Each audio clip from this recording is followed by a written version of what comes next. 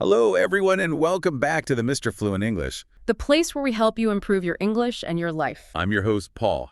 Have you ever found yourself learning a fantastic new English word, feeling really good about it, only to have it just completely vanish like the next day? Oh, absolutely. That really frustrating blank in your mind, right when you need the word? Yeah. You are definitely not alone. It happens to everyone, I think.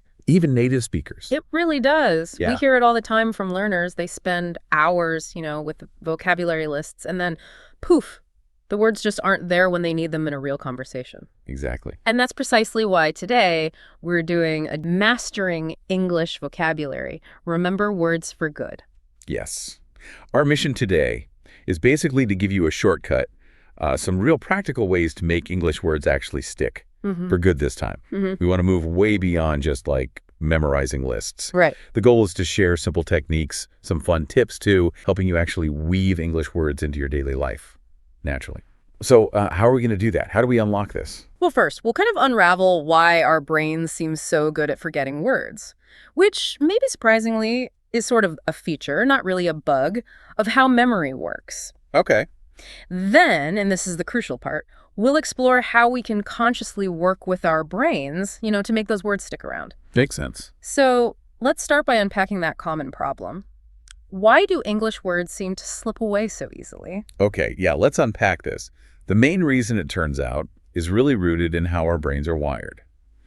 There's this thing called the forgetting curve. Herman Ebbinghaus? Right, him. Way back in the, late 19th century?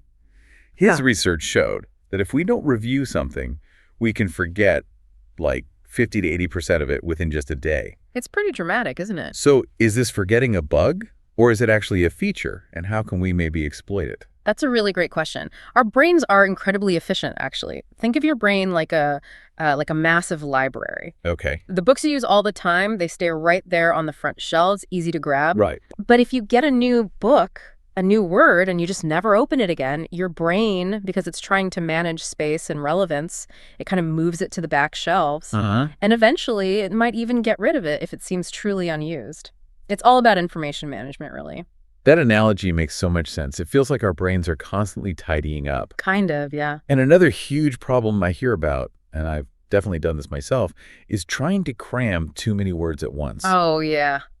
Big mistakes. Trying to learn 50 new words in one go. Yeah. Your brain just gets overwhelmed, doesn't it? Totally. It's like pouring a huge bucket of water into a tiny cup that just overflows. Yeah, exactly. Cramming might give you a short-term feeling of success, maybe for a test, but it just doesn't build that durable long-term memory. Right. And here's another really critical factor, a lack of real-life connection. Oh? If a word doesn't have a clear image or a sound or maybe a personal experience attached to it, your brain really struggles to hold on to it. It just stays abstract. I can totally relate to that. I vividly remember learning the word umbrella because one day it just suddenly started pouring rain, like out of nowhere. And this complete stranger instantly lent me theirs. That sudden, visceral experience, it just cemented the word for me. That's a perfect example. It shows how our brains create those meaningful connections. The key isn't just listing words. It's about linking them deeply with actions, vivid pictures, sounds, maybe even funny stories. Okay. So yeah, basically we forget words easily because 1, we don't review them enough. 2, we try to memorize way too many at once. And 3, we don't connect them to real life. Okay, so now that we understand why words seem to just evaporate, this is where it gets really interesting, I think. How does the brain actually remember words? Understanding this process feels like half the battle. It really is. Picture your brain, right, as this vast, complex network, like roads and highways. Okay. Every new word you learn, it starts off as just a tiny little dirt path, barely there. If you never travel down that path again, well, it gets overgrown fast and just disappears. Right. But if you consistently use that word, that path gets wider, it gets stronger, and eventually, boom, it becomes this solid superhighway in your brain. Repetition isn't just boring memorization, it's literally building and reinforcing these neural pathways. So the more I deliberately practice a word, the stronger its road gets in my brain, making it easier to access. Exactly. Does that mean just practicing more and more is always better? Or is there a point where it doesn't help as much? That's a really smart question. Consistency is definitely key, but it's not just about endless, mindless repetition, you know? Okay. The brain also loves patterns and associations, so when you connect a new word to something you already know really well, it kind of piggybacks on those existing brain networks. Like hooking it onto something already there. Precisely, which makes it much easier to retrieve later. For instance, linking the word delicious to your absolute favorite food, maybe that specific pizza you loved as a kid. Pizza. Yeah. That creates a really powerful emotional and personal connection. And that's like a master key for memory. And I remember reading that our brains also remember things better when we use multiple senses. Right. Absolutely. So if you see a picture of an apple, then you say the word apple out loud, and then you imagine its taste, like how crisp it is. Yes.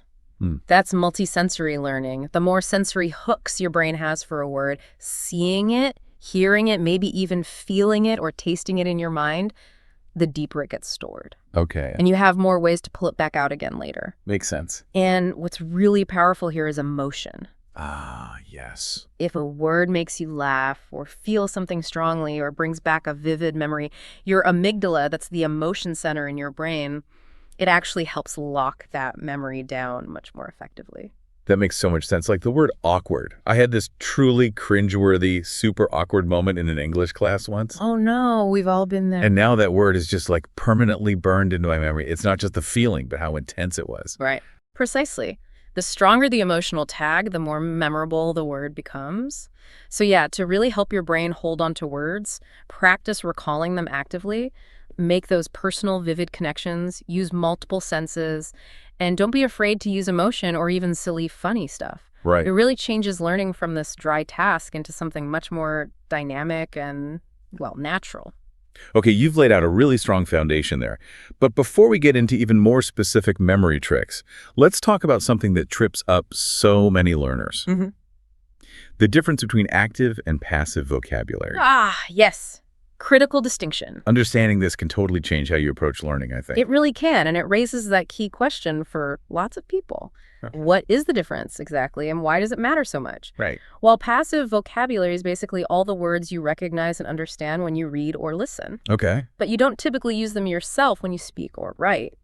Active vocabulary, on the other hand, is the set of words you can pull out easily and use confidently in conversation or writing. So if I understand a word like, say, benevolent when I read it, but I never actually say it or write it myself, that's passive. Exactly. It's like it's filed away somewhere, but I never take it out. Precisely. It's stored in that big brain archive, but you haven't built up the pathways needed to actively grab it and use it. Okay. And the really common problem is that many learners, often without realizing it, focus almost entirely on just building that passive vocabulary. They read a lot, watch movies, understand tons of words, but then when it's their turn to speak, they feel stuck. Yeah, that feeling of knowing the word is in there somewhere. Exactly. They often say, I know so many words, why can't I speak fluently? That's the classic frustration. I used to feel that paralysis. I guess it was because those words were just passive, not active yet. So how do we fix that? How do we break free? Well, the breakthrough really comes when you understand that active vocabulary needs deliberate practice in using the words, not just seeing or hearing them. Right. It's like learning to ride a bike. You can watch all the YouTube videos, understand the physics, know how the gears work, but you will never learn to ride until you actually get on the bike, wobble, maybe fall off, and keep trying. That's a great analogy. Super clear. So to move words from passive storage into our active toolkit, we need to actually start using them in real situations, multiple times. Yes, and not just once. To really get a word into your active vocabulary, you generally need to use it several times, and ideally in different kinds of situations or contexts. Okay. Speaking it, writing it, even just thinking in English using the word in your internal monologue, that all helps. Thinking in English, yeah. Maybe give yourself a little challenge. Try to use 3 new words every day in your thoughts, even if you're just talking to yourself about what you're doing. That kind of active recall strengthens the connections way more than just recognizing the word again. That's a really practical idea. The more you consciously use the words, the stronger those roads become, right? Making them easy to find when you need them. So active practice is definitely the key. Okay, listener, don't just learn words. Use them, speak them, write them, think with them. You've nailed it. And now let's dive into some practical hands-on techniques that will really help make those English words stick and, crucially, move them into your active vocabulary. Yes, let's. I wish I'd known these when I was starting out. Would have saved a lot of frustration. Yeah. Okay, first up, chunking words into groups. Yeah. So instead of facing these long, random lists of words, which can feel overwhelming, Totally. your brain handles information much better when it's organized. Try grouping words into logical categories or themes. Okay. So instead of learning like fridge, plate, happy, airplane all separately, Yeah. group things like kitchen items together, knife, fork, spoon, plate, oven. Ah, that makes sense. It's like organizing a messy closet, right? Yeah, If everything has its place, it's way easier to find things later. exactly. What's the next technique? Okay, technique number 2 involves using our visual sense, which is super powerful for memory. So when you learn a new word, don't just write it down. Draw a quick picture of it, even a silly stick figure works. Right. Or really vividly imagine a funny image in your mind. Another way is to create a mind map. Put the word in the middle and branch out with related ideas, synonyms, maybe the image itself. That seems really engaging. So if I'm learning cat, I could doodle a little cat and then connect it to words like fur, whiskers, purr, meow on the map. Exactly. But what if someone feels like, I can't draw? Like me, maybe? Yeah, that's a common worry. But you absolutely don't need to be an artist, seriously. Even the simplest sketch or just forming a really strong picture in your head is incredibly effective. Okay. The point is just to engage that visual part of your brain. It's much better at remembering images than just text. Got it. It's the process, not the result. What's next? Technique number 3 is about building word families. Ah, yes. This is efficient. Yeah. It means learning a root word along with its different forms. So if you learn happy, you also make a point to learn happiness, the noun, unhappy, the opposite, and happily, the adverb. I love that one too. So instead of just one word, you get a whole bunch of related words at once. Right. Which makes remembering easier, and it also makes you much more flexible in how you can use the concept. Absolutely. Yeah. It expands your toolkit fast. Yeah. Okay, 4th technique, using real-life context. Crucial. We talked about how memorizing words alone doesn't work well. So instead, learn them inside sentences or real situations. Like instead of just umbrella, learn it in a phrase. I always carry an umbrella when it rains. Yes. And doing that also subtly reinforces the grammar and how the word is actually used. That's such a key shift. When I learn words and sentences, I kind of automatically remember how to use them. And yeah, it helps with grammar too. Exactly. And here's one more technique that's surprisingly powerful. Practice by teaching. Oh. If you could explain a new word clearly, what it means, how to use it to someone else, maybe a friend, or even just pretend you're teaching a class, Okay. you're forcing your brain to retrieve the info, organize it, and articulate it. That deep processing really makes it stick. That's a brilliant way to make it more interactive and really solidify it. Yeah. Okay, so let's recap those 5. Chunk words into groups, use visuals like pictures or mind maps, build word families, learn words in real context, and try teaching the word. Simple, but sounds really effective. They really are. And now let's turn to maybe one of the most scientifically proven tools for long-term memory in language learning, spaced repetition. Right, spaced repetition. I've heard that term thrown around a lot, especially for languages, but I'm not sure I fully grasp how it works. Can you break it down simply? Sure. Spaced repetition is basically a smart way to review words at specific time intervals. The whole point is to move that information from your short-term memory, which is leaky, into your long-term memory, which is much more stable. Okay. So instead of cramming, which we know doesn't work well, you deliberately space out your review sessions over time, days, weeks, even months. So it's about reminding my brain just when it's about to forget the word. That sounds clever. Yes, exactly. Think about planting a seed. Right.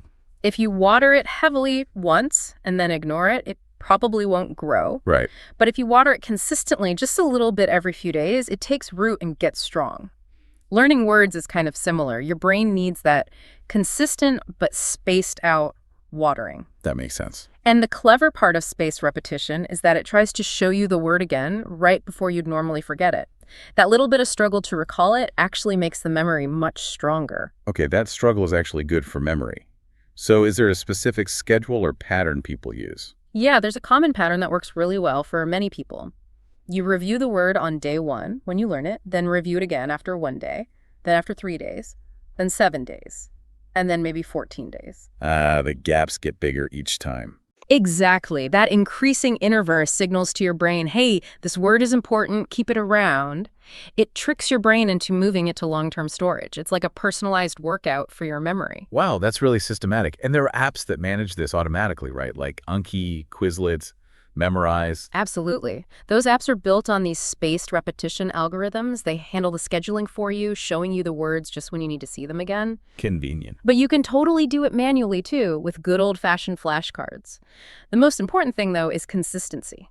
Even just 5 or 10 minutes a day dedicated to review makes a huge difference over time. I really like that advice. Small, consistent steps feel so much more achievable than trying to do massive study sessions. Totally. Spaced repetition is about training your brain efficiently. And over time, those words just become part of your long-term memory, ready to use. If you want words to stick for good, this is pretty much non-negotiable. Okay, now let's talk about something really crucial for stopping those newly learned words from just fading away. Actually using them in your daily life. That whole use it or lose it thing. That's it. It's the hard truth, really. If you don't use a word, eventually it'll slip out of your active recall. Yeah. But when you start consciously putting new words into small, everyday situations, they really start to cement their place in your active vocabulary. Okay. So the big question for a lot of listeners might be, how do you actually do that? Especially if you don't have someone to talk to in English every day. That's a key point for people learning on their own, but you don't always need a partner.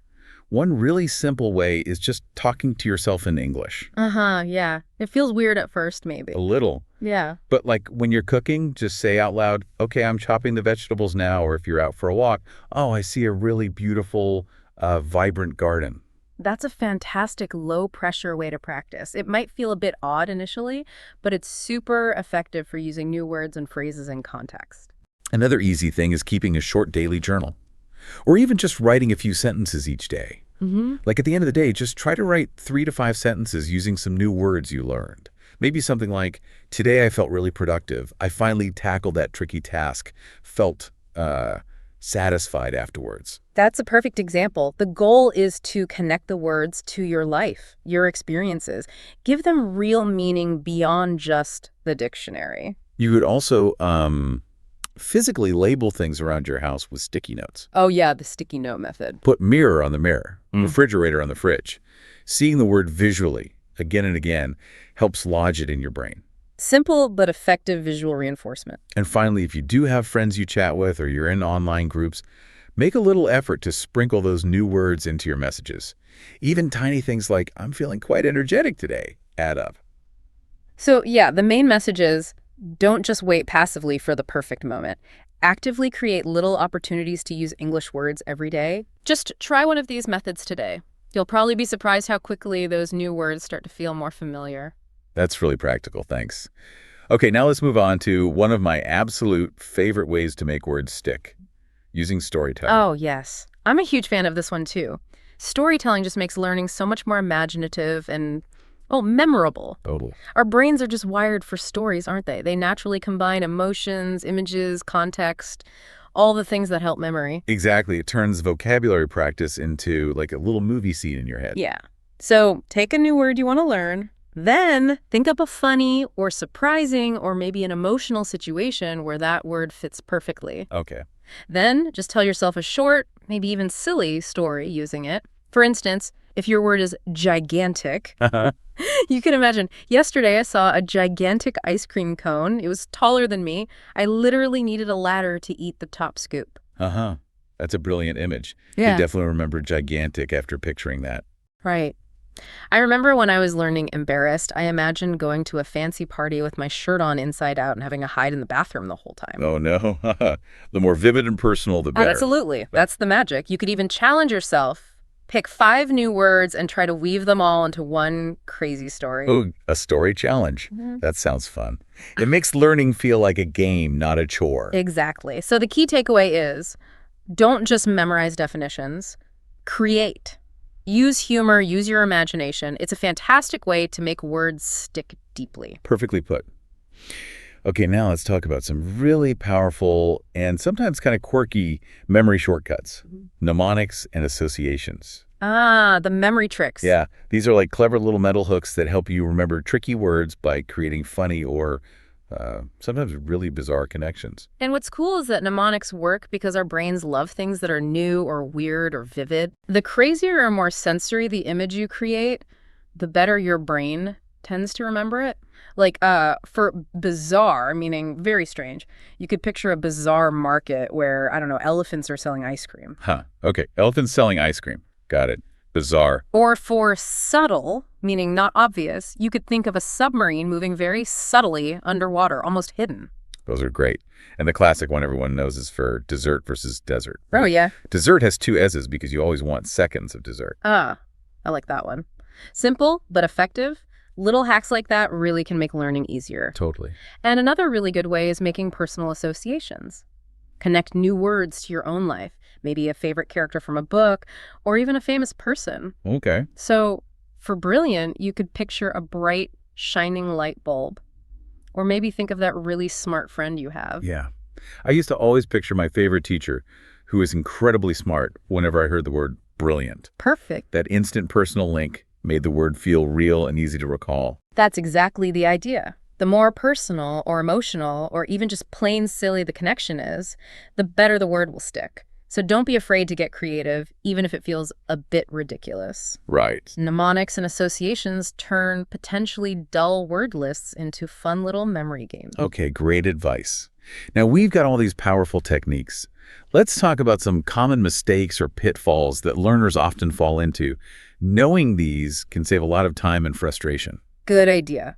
The first big one, and we've touched on it, is trying to memorize way too many words at once. Right, the cramming trap. Yeah, learners think, oh, if I learn 50 words today, I'll get there faster. But it just overwhelms your working memory and, like we said, leads to forgetting most of them pretty quickly. Oh, I've definitely been there. You feel good for about an hour after learning 50 words. And then the next morning, you can maybe remember, like, 5. It's so demoralizing. Exactly. It's classic quantity over quality. It's much better to focus on just a few words, maybe 5 to 10 a day, and really review them properly. Okay, makes sense. The second common mistake is learning words just on their own, from lists without any context. Ah, yeah, the isolated word problem. That was my main method for years. Well, mine too, initially. But then when I tried to actually speak, I knew the word, but I had no clue how to actually use it in a sentence correctly. Precisely. Learning words inside sentences or real situations is so important. It doesn't just teach you the meaning, it teaches you the usage, the grammar that goes with it. Got it. And the third big mistake, which can be really paralyzing, is being afraid to make mistakes when you try to use new words. Oh, that's a huge one. I used to hold back so much because I worried about saying it wrong or using it weirdly or just sounding stupid. Yeah, but making mistakes isn't just part of learning. It's actually essential for learning. If you never try using the words because you're scared of messing up, you never get the practice you need to actually master them. So you kind of have to embrace the errors. They show you what you need to work on. Okay, so recap of the pitfalls. Don't cram too many words. Learn them in context, not isolation. And don't be afraid to make mistakes. Actually use the words. Exactly. But what about when you do forget words? Even when you're trying your best, it can feel really discouraging. It absolutely can. But here's something important to remember.